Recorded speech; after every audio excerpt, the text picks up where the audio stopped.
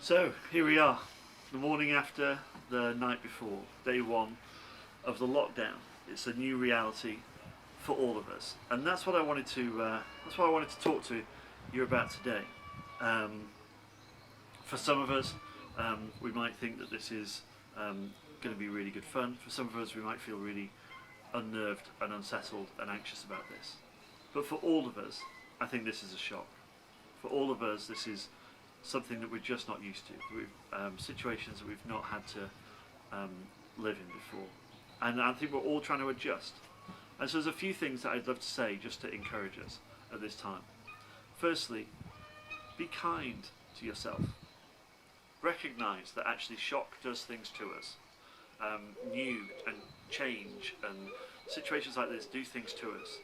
So don't be surprised if you find yourself reacting differently to how you would normally react. Don't be surprised if you find yourself more anxious, more stressed than you would normally be. Don't be surprised if maybe you're a little shorter or a little snappier with people.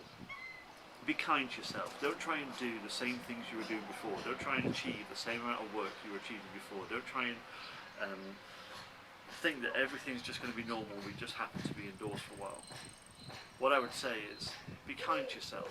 Find new rhythms.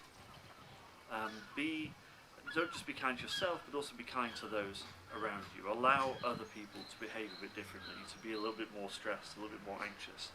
Be a bit more patient with each other. Grace abounds.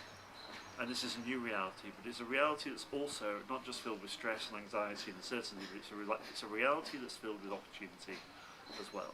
So I'd encourage each of us to find new rhythms. I would encourage each of us to make space for prayer, make space for worship, make space for God. The scriptures say, be still and know that I am God. And that seems to me to be really good advice for now.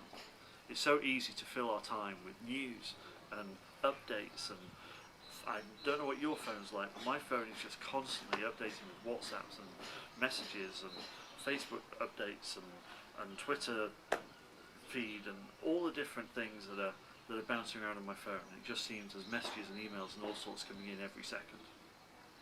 So maybe turn your phone off for a while. There's this principle in the Bible of Sabbath.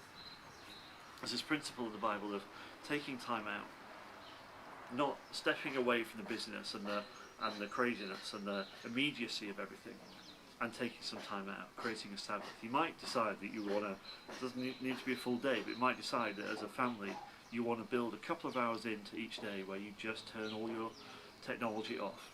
You just turn your phones off, and you turn your TV off, and you turn your computers off, and you turn your PlayStations off, and whatever else it might be. And you enjoy silence, or conversation, or to read, or to pray together, or to worship together. And that verse that says that be still and know that I am God relates to something I was talking about a couple of weeks ago in church, these principles of a 21st century church, and these phrases that I had, and the first one of them was God is. That whatever circumstance you're in, whatever's going on, whether it directly relates to this current virus, or whether there's other stuff going on in your life that everyone seems to forget about because everyone's talking about the virus, but this stuff's really still very immediate and real to you. Remember that God is. He's above it all.